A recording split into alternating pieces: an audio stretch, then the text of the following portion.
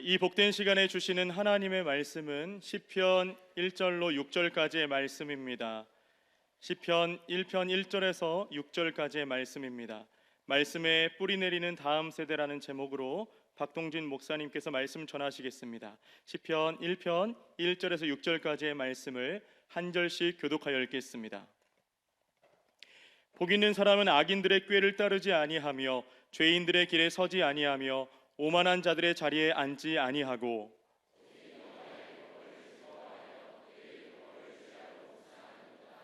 그는 시냇가에 심은 나무가 철을 따라 열매를 맺으며 그 잎사귀가 마르지 아니함 같으니 그가 하는 모든 일이 다 형통하리로다. 그러므로 악인들은 심판을 견디지 못하며 죄인들이 의인들의 모임에 들지 못하리로다. 무릇 의인들의 길은 여호와께서 인정하시나 악인들의 길은 망하리로다. 아멘. 이 시간 우리에게 귀한 말씀을 전하실 강사분은 성서 유니온 선교회에서 섬기고 계신 박동진 목사님이십니다. 자세한 소개는 주보 18면에 있는 강사 소개란을 참고하시기 바랍니다. 이 시간 귀한 목사님을 보내주신 하나님께 감사하는 마음과 목사님을 환영하는 마음으로 박수로 모시겠습니다.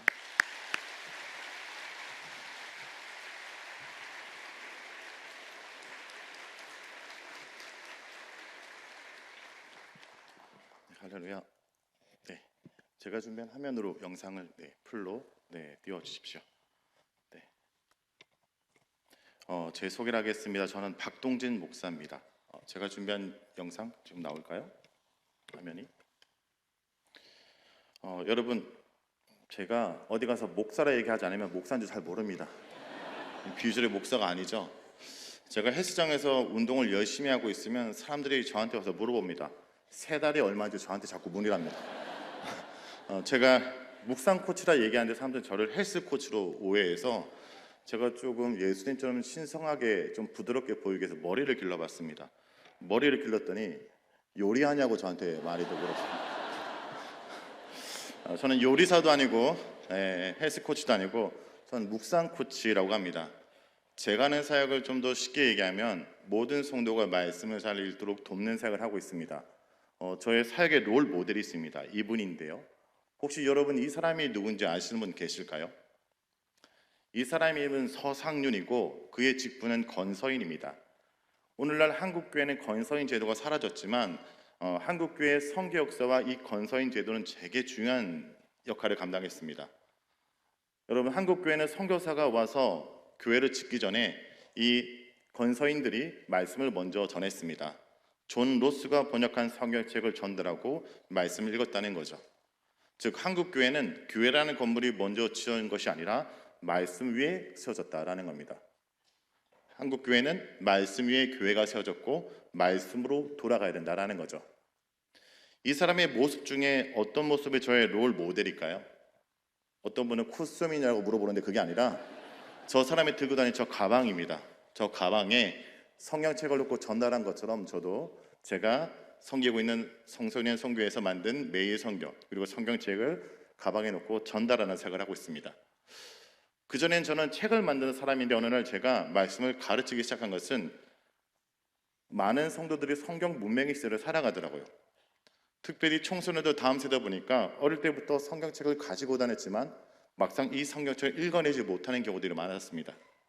한 번은 잠실에 제이라는 큰 교회 아이들이 메일이 왔습니다. 교회에서 찬양팀이 되었더니 성경 읽어라, 큐티 하라고 얘기하는데 막상 나 성경 못 읽고 큐티 못 한다는 거죠. 그래서 이것을 만드는 당신이 와서 도와달라고 해서 저를 만났습니다. 그들에게 어떻게 말씀을 읽고 또 말씀을 기록하고 기도하는지 가르쳤더니 그들의 모습이 변화됐습니다. 여러분, 말씀을 묵상한 사람은요 이렇게 흔적을 남깁니다. 그때부터 깨달았습니다. 말씀의 흔적을 남겨야 된다라는 겁니다. 그리고 제가 학교 모임들을 좀 많이 돕고 있는데요. 이건 거제도에 있는 한 교회 아이들입니다. 학교가 이제 방학이 끝나고 학교로 돌아갈 때 그들이 학교에서 3, 4 모여서 기도 모임을 만든다고 해서 그들을 도왔습니다. 그리고 그들이 흩어져서 학교에서 묵상을 통해 기도 모임을 하고 그들의 큐티 노트를 전해줬습니다. 이게 그들의 큐티 노트입니다.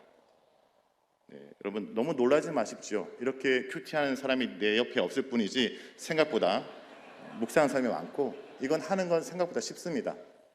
여러분 적어도 우리 아이들이 공부를 하고 있다면 그들의 참고서나 문제집에 기록이 되어 있잖아요.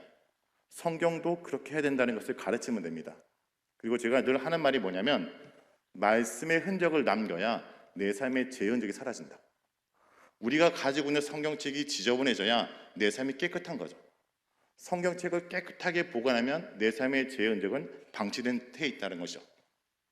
또 다른 묵상 노트를 보여드릴게요. 이건 한 교회 은퇴하신 권사님 묵상 노트입니다. 이 묵상 노트는 이분들을 만나렸던 건 아니고 제가 청년부 수련을 가기로 되어 있었습니다. 전라도 광주 지역에 청년부 수련을 가기로 되어 있는데 보통 청년부 수련의 장소가 어딘지 아십니까? 깊은 기도네어 산골이죠. 여러분 청소년 청년부 수련회 왜 산에 사는지 아십니까? 도망 못 가게 하는 겁니다. 거기 가기로 되어 있는데 연락이 왔어요. 우리 교회 청년들 묵상 훈련 한다면서요. 저희들이 청가가면 안 되겠냐고. 오십시오. 근데 권사님이 이런 얘기를 합니다. 청년들이 많이 모인 곳에 우리가 가면 좀 염려되니까 8명을 선정해서 교회 스트레스 타고 오시겠다는 거예요. 그분들이 약속대로 오셨고 조용히 차에서 내리셨는데 문제가 이분들의 복장이 너무 눈에 띄었습니다. 너무 추운 겨울이라서 그런지 이분들이 며느리가 사준 검은색 밍크 코트를 입고 8분이 내리셨어요. 우리가 곰 8마리 늑구를 발견한 줄 알고 깜짝 놀랐던 기억이 있습니다. 근데 그분들이 자신들의 묵상 노트를 보여준데 이거였습니다. 그리고 이 묵상 노트를 보여주면서 아침에 일어나서 말씀을 기록하고 하루를 마무리하면서 기도 제목을 적는다는 거죠. 은퇴하신 권사님들이세요. 근데 이걸 보여주면서 권사님이 이렇게 얘기합니다. 목사님, 제가 권사를 은퇴하고 이 모임에 들어갔는데 이제야 신앙생활을 제대로 한 것 같다라는 거예요. 아니 권사님 평생 교회에서 예배 들으셨고 새벽 제단을 쌓으셨고 누구보다 설교를 많이 들으셨는데 왜 이제야 신앙생활을 제대로 한다고 얘기하십니까? 라고 하니까 권사님이 이렇게 얘기하세요. 내가 말씀을 스스로 읽고 묵상해 보니까 그 설교가 그 말씀이 이제야 뭔지 알겠다는 거죠. 한국교회 성도들이 말씀을 사모합니다. 근데 그 사모하는 방식이 듣는 방식에 머물러 있다면 말씀을 들을 때는 은혜를 받는데 내가 돌아가서 나의 책상에서 나의 삶 속에 말씀을 읽어내지 못하는 경우가 많다라는 것이죠. 그래서 그때부터 늘 그들에게 외쳤던 것이 있습니다. 한번 읽어볼까요? 신앙생활은 성경을 덮어놓고 믿는 것이 아니라 성경을 펴줘서 믿음을 펼치는 거다. 제가 이 묵상 노트를 보면서 어떤 생각이 들었냐? 이분들의 삶이야말로 하나님께 가까워지는 거다라는 걸 느꼈습니다. 자, 이 말이 무슨 말인지 제가 좀 말씀을 드려볼게요. 제가 청소년들 또 요즘은 시니어 또 장년들 이제 묵상 모임을 하는데 제가 그분들의 기도 제목을 받고 있어요. 근데 우리 인생의 기도 제목이 정해져 있다는 걸 느꼈습니다. 제가 여러분의 인생의 기도 제목을 한번 정리해 볼게요. 자, 태어나서 우리가 진지하게 자신을 놓고 기도하는 때가 고3 때부터 같아요. 고3 때 뭐 놓고 기도할까요? 대학 가는 거 놓고 기도하죠. 대학 간 다음에 뭐 놓고 기도할까요? 취업을 놓고 기도합니다. 취업한 다음에 뭐 놓고 기도할까요? 이렇게 결혼 놓고 기도 많이 하셨네요. 결혼한 다음에 뭐 놓고 기도할까요? 자식. 이 자식을 낳는데 조금 이따 이 자식이 고3 되면 뭐 놓고 기도할까요? 이 자식의 대학. 이 자식 대학 가면 뭐 놓고 기도할까요? 이 자식의 취업. 이 자식 취업하면 뭐 놓고 기도할까요? 결혼. 그리고 뭐 놓고 기도할까요? 이 자식의 자식을 놓고 기도하고 나를 위해 기도하겠죠. 우리 인생에 이렇게 저물 때 과연 그 인생이 하나님께 어떻게 하면 가까워졌다라고 확신할 수 있을까요? 그것은 우리 인생의 A와 B 중에 어떤 걸 잘 선택해야 하나님께 가까워지는 것이 아니라 우리 인생의 A와 B를 선택해야 될 그 순간 말씀을 가까이 하는 삶이 주님께 가까워지는 삶이다라는 것입니다. 그러므로 우리 모두가 말씀으로 돌아가야 된다라는 거죠. 제가 준비한 화면으로 계속 그냥 풀로 가주세요. 저도 제 얼굴 보고 좀 놀라니까 여러분 제가 왜 PPT를 만드냐? 여러분 심리적 안정에서 만드는데 이렇게 다 좋습니다. 아주 안정된 상태입니다. 제가 여러분의 신앙이 어떤 모습일까 보면 특별히 다음 세대 신앙의 모습을 전 늘 나무에 비유하거든요. 하나는 덤벌위즈의 신앙이 있습니다. 서부 영화를 보면 되게 총격전이 벌어지기 직전에 막 뭐가 바람에 굴러다니죠. 그게 나무입니다. 그 나무가 어떻게 굴러다니는지 보여드릴게요. 이게 덤벌트리입니다. 이게 나무입니다. 씨앗을 뿌리고 나무가 굴러다녀요. 때로는 바람에 굴러다니는 나무에 부딪혀서 차가 망가지기도 하고 허리케인이 불러 위로 떴다가 가라앉으면서 지붕이 무너지기도 합니다. 어느 날 이렇게 굴러다니는 이 나무들을 보고 있는데 우리 다음 세대들이 떠오르더라고요. 여러분 이렇게 나무들이 굴러다니죠. 이게 무슨 모습이냐? 주일이 되면요, 많은 아이들이 교회 굴러 들어옵니다. 예배 마치고 굴러 나가요. 다음 주도 굴러 들어오고 굴러 나가요. 근데 어느 날 더 이상 굴러 들어오지 않으면 그들의 신앙생활이 끝나는 것 같습니다. 제가 중고등부 때 저희 학년에 수명 아이들이 교회를 굴러 들어오고 굴러 나갔는데 최근에 명절에 부산에 내려가니까 그 중에 2명 남았더라고요. 그 중에 목사가 된 저랑 그게 목사님 아들 내 친구 집사람 2명 남았더라고요. 여러분, 굴러다니는 것이 우리 생활의 신앙생활을 보장하지 않습니다. 이 나무처럼 되어야 됩니다. 이 나무는 조샤틀입니다. 이 나무는 400년에서 500년 정도 된 나무입니다. 이 나무가 왜 생명력을 유지할까요? 굴러다니지 않고 그 자리 뿌리 내리기 때문이죠. 여러분, 교회를 왔다 갔다 하는 거, 굴러다니는 거 종교 생활입니다. 신앙생활은 주일날 들었던 말씀으로 한 주를 살아가고 내 삶의 자리에서, 우리 아이들은 학교에서, 내 책상에서 스스로 말씀에 뿌리 내리는 신앙생활은 생활신앙이 될 때 그것이 신앙생활이 된다라는 것이죠. 그러므로 우리는 우리 아이들이 주일날 교회를 왔다 갔다 하는 것으로 만족한 것이 아니라 그들의 일상 속에서 성경을 펼치도록 도와야 됩니다.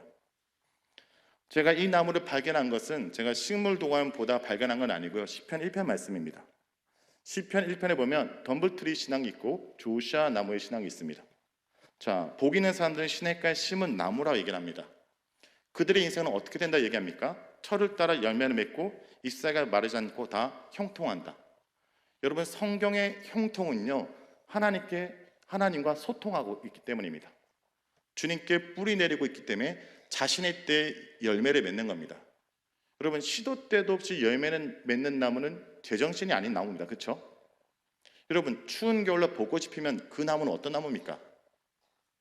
제가 어떤 권사 모임 때 의도했던 것은 제정신이 아닌 나무라고 의도했는데 어떤 권사님이 놀라운 통찰을 얘기했습니다. 그건 사쿠라라고 얘기했습니다. 그러니까 아시는 분? 그렇죠. 근데 악인들은 어떻습니까? 여기 기웃 저기 기웃합니다. 결국 심판을 견지 못하고 망한다라는 거죠. 자, 본문 한번 보겠습니다. 이 본문 속은 두 인물을 대조하는데 복 있는 사람들이 악인들처럼 안 되는 이유가 있습니다. 그가 하지 않는 게 있습니다. 한번 읽어볼까요? 시작.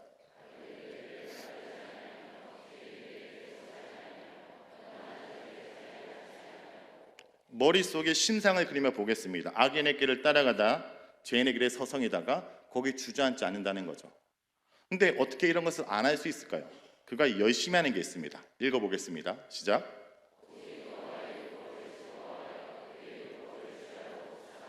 네, 하나님 말씀을 즐거워하고 그 율법을 주로 묵상하니까 분별하는 겁니다. 신앙생활은 덮어놓고 믿습니다라는 것이 아니라 로마서 12장에서 말하죠. 우리가 복음에 합당한 영적 예배는, 오교스 합당한 예배는 선하고 기뻐하실 뜻을 분별하는 거다라는 겁니다. 결국 우리 일상 속에 하나님 말씀을 따라 분별하며 사는 삶이 신앙생활, 생활신앙이 된다라는 것이죠. 근데 그 시작을 보면요, 말씀을 경청하는 것부터 시작합니다. 말씀을 경청할 때 주님과 소통하고 주님의 소통을 통해 주님의 뜻을 알아가는 공감까지 가는 것이죠. 근데 그 시작이 경청입니다. 근데 여러분, 재밌습니다. 경청에 기울경을 쓰고 있어요. 기울어진다는 겁니다. 죄로 기울어진 세상 속에 우리가 바로 걸으려면 의도적으로 시간과 장소를 만들고 말씀에 기울어져야 우리가 바로 걸어갈 수 있다는 것이죠. 여러분, 우리 청소년들이, 우리 다음 세대들이 어릴 때부터 말씀에 경청, 말씀에 기울어져 시간을 내고 말씀을 보는 것으로 살지 않으면 결국 그들이 세상 살면서 많은 것들에 시험듭니다. 제가 청소년들, 청년들이 시험든 이유를 발견했는데 많은 청소년, 청년들이 시험든 이유가 제가 보니까 땡땡처럼 때문에 시험들더라고요. 혹시 여러분, 이 퀴즈입니다. 이 땡땡처럼이 뭘까요? 많은 청소년, 청년들이 시험든 이유 중에 하나가 땡땡처럼입니다.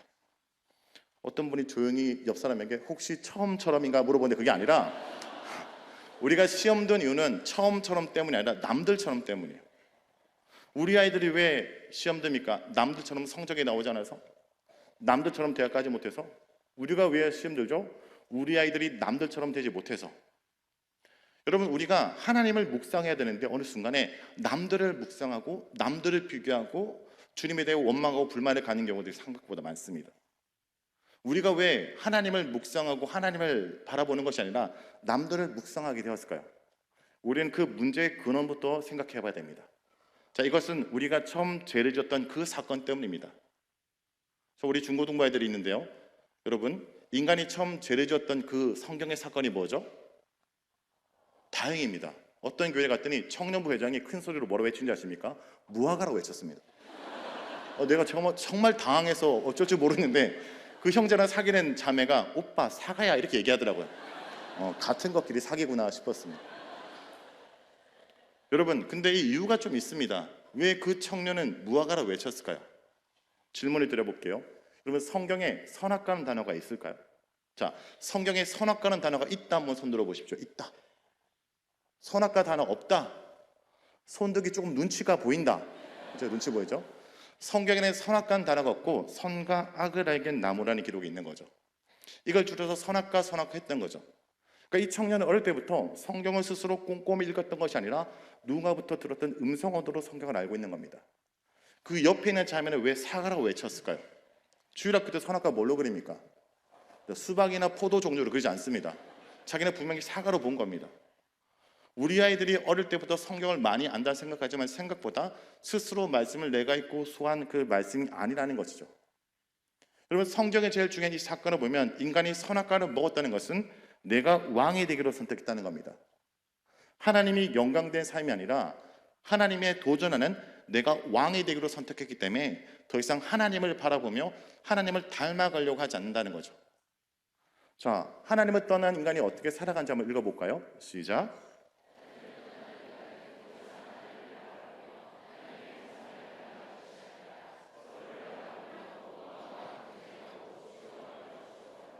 선악과를 먹은 인간이 그 다음 하는 죄가 뭡니까? 자기 경쟁자인 동생을 죽이는 겁니다.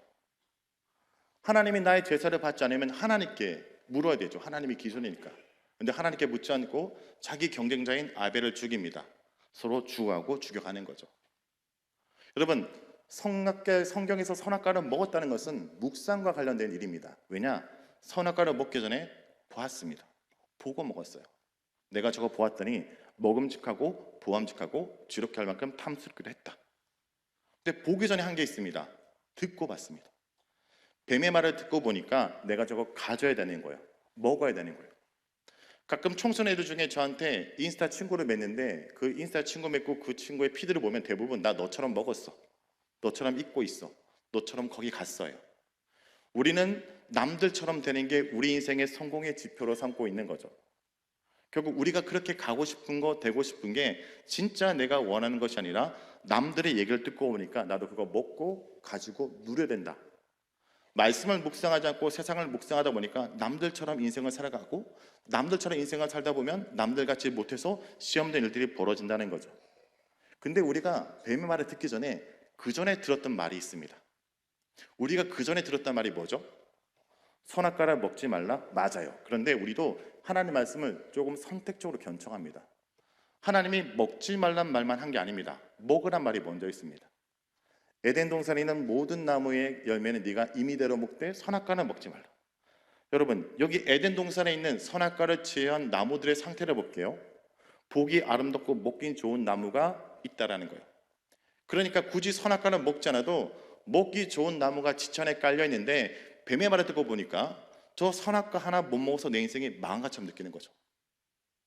여러분, 말씀을 통해 내 인생을 바라보면 하나님에 대한 감사가 넘치는데 말씀이 아닌 세상의 예를 듣고 보니까 하나님 뭐 하셨어라고 원망하며 남들과 자신을 비교한다는 거죠. 우리가 무엇을 묵상하냐에 따라 우리 인생을 어떻게 우리가 해석할 수 있냐라는 것입니다. 성경의 믿음의 사람들은 하나님을 통해 상황들을 보고 자기 인생을 해석한 사람입니다. 예를 들어 하나님이 아브람과 롯을 축복했습니다. 롯이 아브람이 그의 가축이 늘어났습니다. 가축이 늘어나니까 물이 부족해서 다투게 됩니다. 그때 아브람이 양보하자 롯이 어떻게 하죠? 눈을 들어 물이 있는 곳을 봅니다. 근데 그 물 옆에 뭐가 있습니까? 소돔과 고모라가 있습니다. 그렇지만 인간적 기준으로 남들처럼 물이 필요하기 때문에 물을 선택합니다. 근데 아브람은 어떻게 하죠? 하나님이 눈을 들어 보라. 자기 기준으로 보지 않고 하나님이 보란 것을 보고 선택하죠. 그 선택의 결과가 곧 이어지는 소돔과 고모라 사건으로 이어집니다. 결국 우리 아이들이 우리가 말씀을 통해 세상을 바라보며 해석해야 됩니다. 그렇지 않으면 우리가 주일학교에서 우리가 함께 모여 말씀을 통해 그들의 인생 가운데 믿음의 공식을 만들어 놓지 않으면 끊임없이 세상이 그들을 무너뜨리기 위해서 세상의 공식을 그들에게 주입합니다. 자, 여기는 노란 글자를 한번 읽어볼까요? 시작.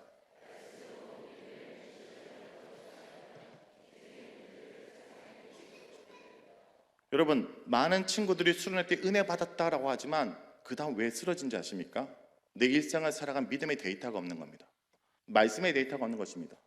무엇이 하나님의 뜻인지 말씀으로 분별하지 못하면 아무리 믿습니다 하지만 결국 세상적 방식으로 따를 수밖에 없다는 거죠. 내가 청소년들에게 제가 가끔 물어봅니다. 너희들이 힘들어하는 것이 뭐냐?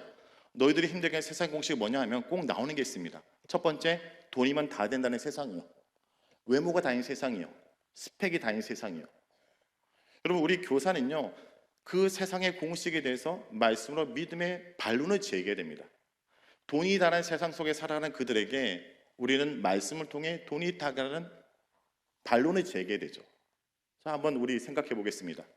돈이 다른 세상 가운데 돈이 다가 아니라고 말할 수 있는 성경 구절이나 말씀 어떤 게 있을까요? 좋습니다. 돈을 사는 것은 일말의 뿐이다. 우리가 하나님을 사랑해서 돈을 사용해야 되는데 돈을 사랑해서 하나님을 사용하는 상황들 속에서 그런 말을 하죠. 또 어떤 게 있을까요? 여러분, 어떤 말을 해도 제가 은혜롭게 해석하기 때문에 안심하면 됩니다. 네. 여러분, 돈이 있으면 내일이 보장된다는 세상 속에 복음서에서 어떤 기록이 있습니까? 부자가 창고를 가득 채워놓고 그 다음날 죽도. 여러분, 돈 많은 부자도 내일이 보장되지 않습니다. 돈이 없으면 걱정 근심이 있기 때문에 돈을 가지고 걱정 근심을 사라지려고 하고 우리가 돈을 많이 모으잖아요. 근데 여러분, 전도서는 어떤 기록이냐? 돈 많은 부자는 그 돈을 잃을까 봐 잠 못 이룬대요. 여러분, 어제 잘 주무셨죠? 네, 오늘 그만큼 없기 때문에 자는 겁니다. 뭔가 다른 얘기를 하지 않습니까? 외모 한번 얘기해 볼까요? 외모가 다른 세상 가운데 외모가 다가 아니다. 어떤 말씀으로 우리 다음 세대들에게 말씀의 믿음의 데이터 반론을 제기할 수 있을까요?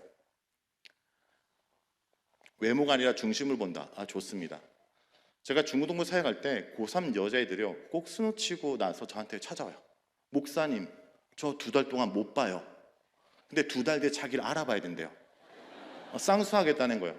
목사니까 축복해주죠. 이뻐질 거야. 근데 목사는 진실을 알려줘야 됩니다. 너 이뻐질 건데 너보다 이쁜 것들은 많을 거니까 이번만 하자라고 이렇게 얘기를 합니다. 외모가 다른 세상 가운데 외모가 다가 아니다. 어떤 성경 구절 또 있습니까? 성경 구절이 생각나지 않으면 인물로 한번 얘기해 보겠습니다. 성경에서 가장 미인은 누구였을까요? 가장 미인. 사라, 그쵸?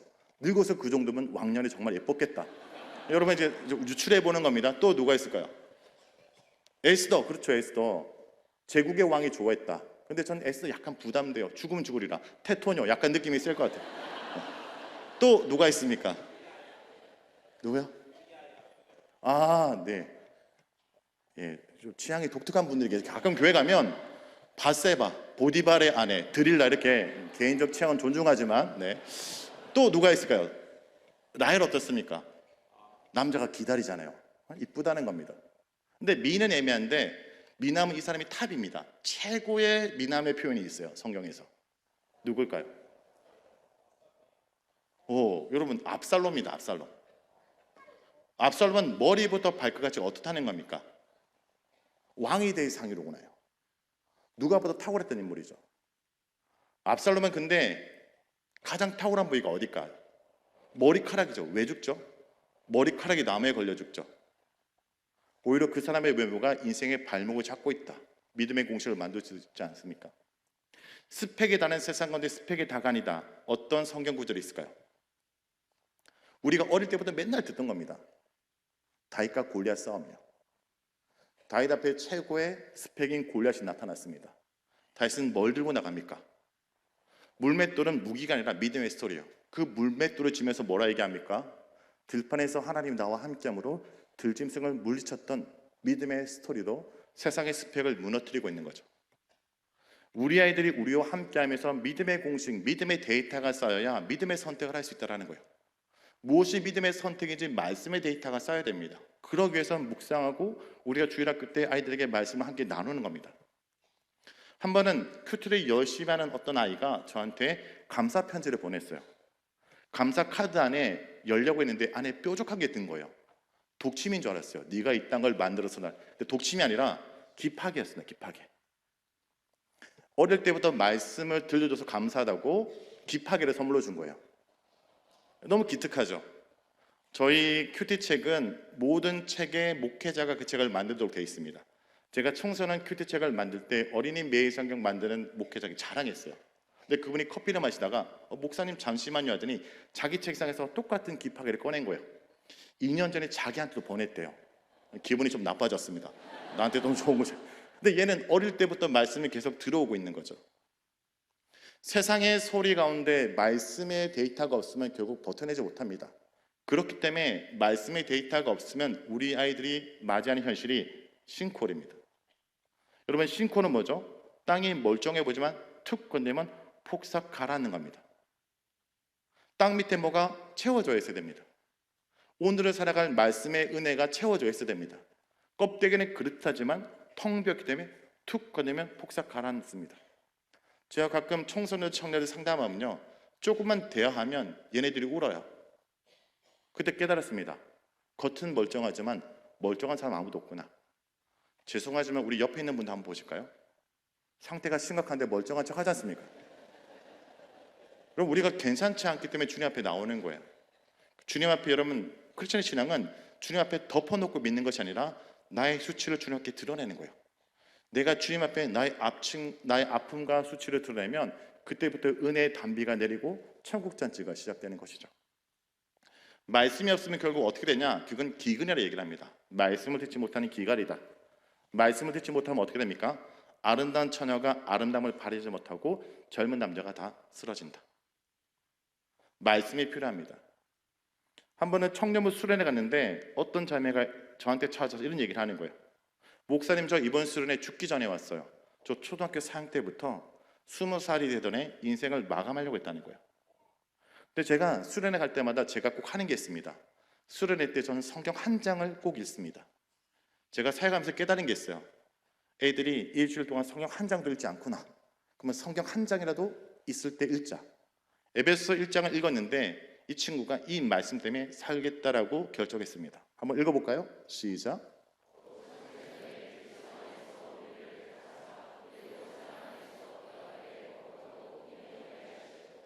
여러분, 이 말씀이 자기를 살렸다는 겁니다. 에베소 1장이 어떤 내용이냐? 여러분, 말씀을 묵상할 때 이 본문이 어떤 내용인지 잘 모르겠으면 가장 쓸 수 있는 묵상의 기술 중에 하나가 뭐냐면 중요하게 반복된 단어를 찾는 겁니다. 에베소 1장에서는 어떤 단어가 가장 많이 반복될까요? 어떤 교회 갔더니 어떤 분이 씁니다, 읍니다 이런 거 찾는데 그러면 되게 곤란하고요. 어떤 말이 반복되냐? 안에서란 말이 반복됩니다. 그리스도 안에서, 그리스도 안에서, 그리스도 안에서. 결국 우리는 그리스도 안에서 우리 인생에 의미 있다는 거죠. 제가 물어봤습니다. 근데 너는 왜 초등학교 4학년 때부터 20살이 되는 인생을 마감하려고 했니? 물어보니까 이 자매가 이런 얘기를 해요. 혹시 목사님은 엄마한테 이런 얘기를 들은 적 있으세요? 어떤 얘기인데? 엄마가 가끔 자기 눈을 보면서 이렇게 얘기한대요. 넌 태어나지 말았어야 됐어. 네가 내 인생 망친 거야. 너만 아니면 내가 이렇지 않을 거야. 저 충격을 받았습니다.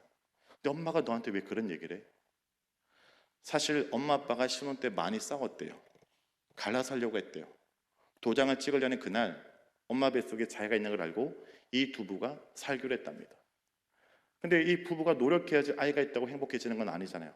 초등학교 4학년 때 엄마 아빠가 이혼하고 아버지는 다른 여자와 결혼하고 엄마가 자기를 키우는데, 그러면 엄마가 이 아이한테 해야 되는 말은 뭡니까? 내가 너 때문에 산다. 네가 내 삶의 소망이다. 얘기해야 되는데 너무 삶이 힘들어 봅니다. 자꾸 이 아이한테 저주를 한 거예요. 그래서 이 아이는 나만 사라지면 모두가 행복한 걸까? 그러면 내가 20살이 되면 내 인생을 내가 스스로 마감해야겠다. 근데 그 자매에게 이 말씀이 들어간 거예요. 그리고 이 자매가 이렇게 고백했습니다. 읽어볼까요? 시작.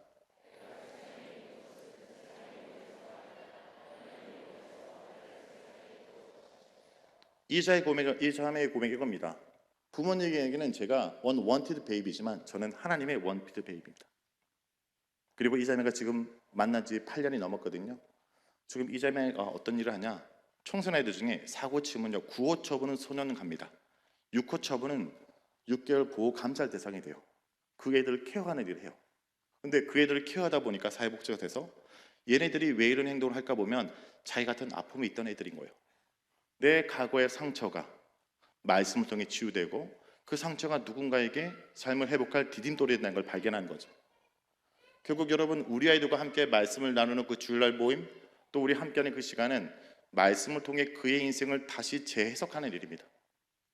성경에서 제가 보다 보니까 깜짝 놀란 게 있습니다. 성경에서 가장 많이 반복된 단어가 뭔지 아십니까? 성경에서 하나님과 관련된 가장 많이 반복된 단어는 이르시되는 단어입니다. 하나님이 끊임없이 말씀하는 분이죠. 청소년애들이 말을 듣지 않아도 부모님은 계속 말합니다. 왜요? 포기할 수 없기 때문에. 하나님은 오늘도 우리에게 말씀합니다. 그리고 오늘 우리 아이들에게 우리를 통해 말합니다. 왜요? 포기할 수 없기 때문에. 하나님의 말씀을 순종하지 않는 우리에게 여러 부분 말씀하시고, 말씀이 육시 되신 예수 그리스도가 그 말씀을 온전히 이루시며 그의 공로로 우리가 하나님의 자녀가 되는 것이죠. 하나님은 오늘도 우리 아이들에게 말씀하시고 또 우리를 통해 말씀하신다라는 겁니다. 결국 말씀이 그들의 인생을 바꿔 놓는다는 거죠. 제가 특별히 하는 사역 중에 하나가 미자립 교회 아이들 대상으로 캠프를 합니다. 묵상을 하는 캠프입니다. 큐티 캠프예요. 대부분 아이들이 큐티를 열심히 하다 오기 때문에 상태가 괜찮은 애들이 많이 와요. 대부분 아이들이 한 50명 저희가 정원이거든요. 최근에 저희가 캠프를 했는데 50명 정원인데 참여교회가 몇 교회인지 아세요? 40교회입니다. 한 명 아니면 두 명인 교회가 수련회를 못해요. 이런 애들은요, 큰 수련회를 못 갑니다. 적어도 한 20명 정도 돼야 어떤 큰 수련회를 가는데 수련회를 못 간 얘네들이 한 명, 두 명 애들이 모여서 제가 함께 캠프를 합니다. 그리고 걔네들이 여름마다 캠프를 하고 잘하면 거기 스텝이 됩니다. 근데 한 번은 이상한 애가 왔어요. 분명 저희 주제는 큐티 캠프인데 얘는 혼자 와서 다른 캠프를 진행해요. 등록하고 혼자 누워있는 거예요. 그래서 힐링 캠프가 진행됐습니다. 큐티 앤 힐링 캠프 1회가 진행됐어요. 근데 그 캠프 원칙이 뭐냐면 애들이 워낙 교회에서 외롭게 신앙생활하고 위축되니까 애들에게 강요하지 않고 그들이 마음이 바뀔까지 기다리는 거죠. 첫째 힐링 앤 큐티 캠프가 진행됐습니다. 그 다음 캠프 때 얘가 또 왔을까 안 왔을까요? 또 왔어요. 열심히 했을까요? 누워 있었습니다. 2회가 진행됐습니다. 큐티 앤 힐링 캠프 2회. 그 다음 또 왔을까 안 왔을까요? 또 왔어요. 3회가 진행됐습니다. 그래서 제가 태어나서 처음으로 여러분께 얘기할게요. 처음으로 한 영혼이 안 오길 기도했습니다. 주님, 이번엔 얘가 좀 바쁘게 해주시면 안 됩니까? 간절히 기도했는데 얘가 등록을 했는데 기도 제목이 이루어진 것 같아요. 전날 밤에, 수련하기 전날 밤에 얘가 전화가 왔어요. 목사님, 저 못 갈 것 같아요. 속으로는 갈렐루야를 외치고 싶었지만 안타깝게 왜 보고 싶다는 얘기를 했는데 얘가 뭐라 얘기하냐, 오전에 엄마 몰래 오토바이 타다가 사고가 났대요. 제가 하나님께 기도 제목을 주님 적절하게 이루셔야죠. 이렇게 하면 제가 뭐가 됩니까? 근데 얘가 사고 났는데도 불구하고 병원도 안 가고 군대를 감고 왔어요. 얘 왜 왔을까요? 자기 캠프를 지켜야 되는 거예요. 걔 때문에 또 사회가 진행됐습니다. 처음으로 걔한테 가서 제가 얘기했어요. 너 이렇게 힘들게 왔으면 함께 참여하면 얼마나 좋니? 근데 얘가 반박하지 못하도록 정말 놀랄 말을 했습니다. 저한테 뭐라 얘기하냐? 목사님, 여기 왜 오는지 아세요? 집에 있으면 엄마 아빠가 맨날 싸운대요. 엄마가 잔소리가 되게 심하대요. 엄마 몰래 오토바이 타다 지금 사고 나는데 엄마가 얼마나 많이 잔소리하겠어요. 근데 그 다음 멘트가 예술이에요. 근데 저 여기 누워있으면 천국 같대요. 내가 너를 천국 보내줄 방법은 딱히 없는 것이지만 천국 갖다 내버려두기로 했습니다. 얘가 그 다음 캠프에 또 왔을까 안 왔을까요? 등록했는데 전화가 왔어요. 목사님, 제가 스케줄이 빡빡한데 스케줄 조정했다는 거예요. 조정 안 하셔도 되는데. 근데 얘가 물어봤어요. 어떤 스케줄인데 수술 스케줄이 있대요. 오토바이 사고 날 때 병원 가야 되는데 안 간 거예요. 뼈 조각이 돌아다니고 있고 전신 마취 수술해야 된다는 겁니다. 그래서 얘가 왔습니다. 얘 왜 왔을까요? 누워있기 위해서 왔죠. 또 걔는 힐링 캠프를 하고 있었습니다. 근데 이 캠프가 마지막 날 하는 게 있습니다. 보통 이제 청소년 캠프는 마지막에 셀러브레이션 같은 걸 하는데 이 캠프는 그 대신에 특별히 하는 게 있습니다. 애들이 찬양으로 야광봉으로 찬양하다가 마지막에 동그란 원을 그리고 기도 제목이 있는 애들이 가서 자기 기도 제목을 얘기를 해요. 평소에 외롭게 신앙생활을 했기 때문에 말할 대상이 없는 아이가 자기 속마음을 털어놔요. 대부분 애들이 엄마 아빠가 목회를 하시는데 나 혼자밖에 없어 이런 얘기를 하거든요. 근데 처음으로 맨날 누워있던 애가 벌떡 일어서더니 그 앞에 두벅두벅 와서 먼저 기도 제목을 얘기하는 거예요. 이 맨날 누워있던 애들 기도 제목을 제가 들어보고 속이 좀 속 보인 기도 제목이었습니다. 얘가 뭐라 얘기하냐, 병원 갔더니 뼈저하게 돌아다녀서 전신마취를 수술해야 되는데 가끔 전신마취하고 못 깨어나는 경우가 있다. 하나님 저를 깨어나게 해달라고 간절히 기도하더라고요. 제가 속으로 네가 인생을 그따위로 살면 하나님 평생 너를 잠재우지 말하고 싶지만 기도해 줬습니다.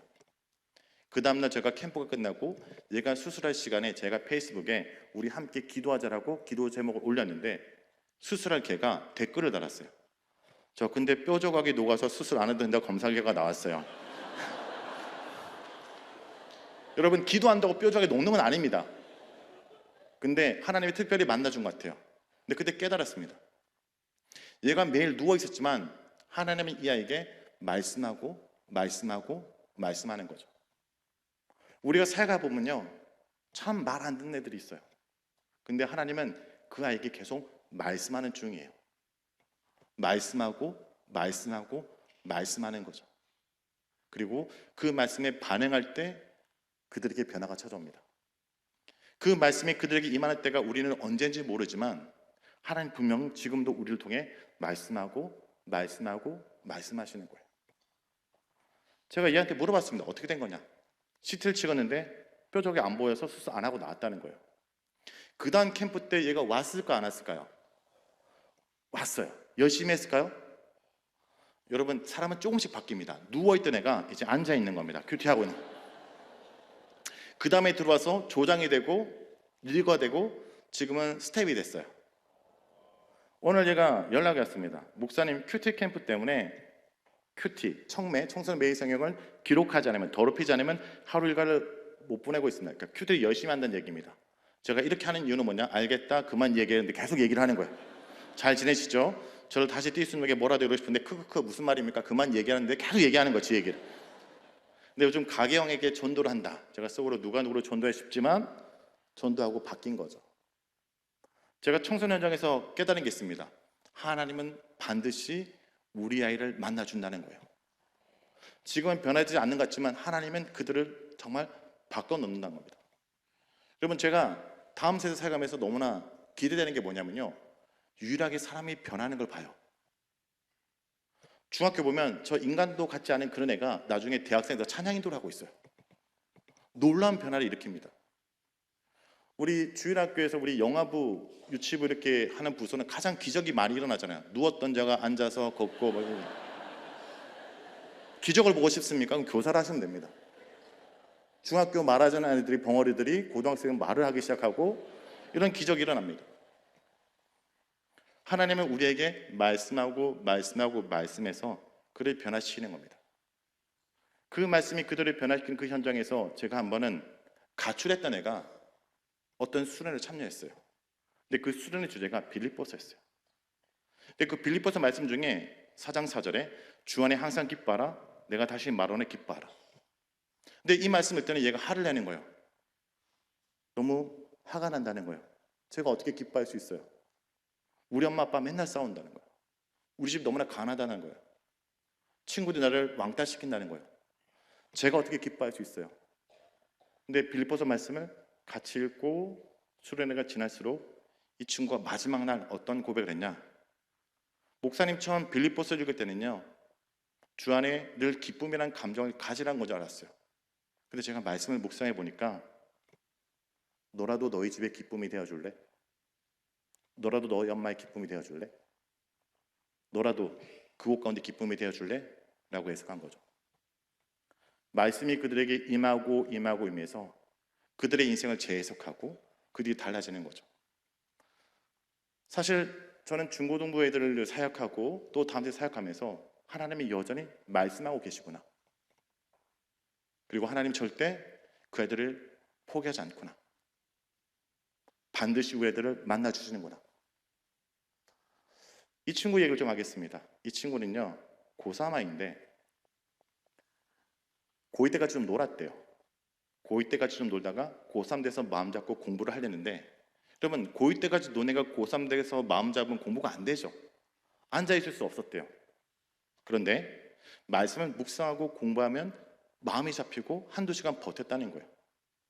고3 돼서 자기가 열심히 공부하니까 너무 뿌듯하고 수능 치기 일주 전에 9, 10월호 퀴즈책을 보내줬어요. 수능 치기도 전에 자기가 너무나 인생을 뿌듯하게 잘 산 것 같아서 기대감으로. 그리고 이런 얘기를 합니다. 자기처럼 놀았던 애가 있다면 큐티하면서 마음 잡았으면 좋겠다. 그리고 자기 사연을 소개시켜 달래요. 그래서 제가 그때 퀴즈책을 만드는 편집자여가지고 이거 실어줬습니다. 그리고 이 친구 얘가 1월 달에 실렸고 시간이 흘러 제가 3월 달에 갑자기 얘가 떠오르는 거예요. 그리고 얘에 대해서 한 가지가 궁금한 겁니다. 제가 뭐가 궁금했을까요? 큐티를 계속 할까? 이게 궁금했던 게 아니라 좋은 대학 갔을까? 여러분, 얘가 제가 만든 큐티책으로 좋은 대학 가면 지금 저 여기 안 있고 강남에서 큐티로 대학 가는 1타 강사가 그런 불순한 목적으로 큐티책을 보다가 이날 이 친구의 큐티책을 보면서 제가 그 자리에 무릎 꿇고 주님, 다음 세를 위해서 이렇게 살겠습니다 라고 했던 큐티입니다. 이사의 토기장의 하나님을 이 아이가 독서 주셔서 묵상한 것 같아요. 그리고 마지막에 이렇게 기도했습니다. 나를 사랑하신 주님, 아버지께서 나를 지었음을 고백합니다. 나의 모든 것 아시고 내 인생의 방향을 잡아주신 주님께서 세상을 살아갈 때 나의 모든 것 되어주세요. 나의 목자 되어서 푸른 초장에 누우시고 실마라 문가로 인도해주세요. 이 친구가 당장 시험에 붙었는지 떨어졌는지 전 모르지만 이 친구가 독서실에서 말씀을 붙들었을 때 하나님이 이 친구의 인생을 붙들었구나. 여러분, 우리가 우리 아이들을 끝까지 붙들 수 없습니다. 언젠가 놓아줘야 돼요. 그리고 우리가 할 것은 이들이 스스로 말씀을 붙들어서 하나님께 붙들린 인생을 사는 것입니다. 그러기 위해서 주님께서 우리를 그들 곁에 줬습니다. 다시 한번 우리가 읽어볼까요? 신앙생활은 시작.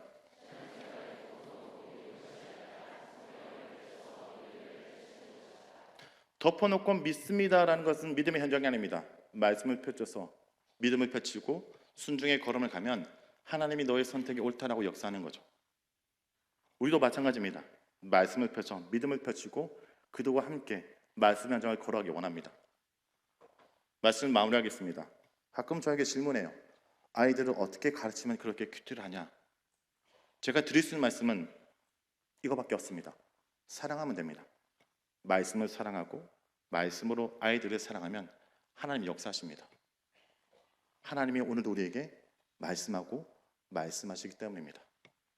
한 손에 있는 말씀으로 다른 한 손에 있는 다음 세대를 가르쳐 우리 다음 세대가 다른 세대가 아니라 말씀의 세대로 세우는 귀한 교사가 되길 간절히 축복합니다. 기도하겠습니다.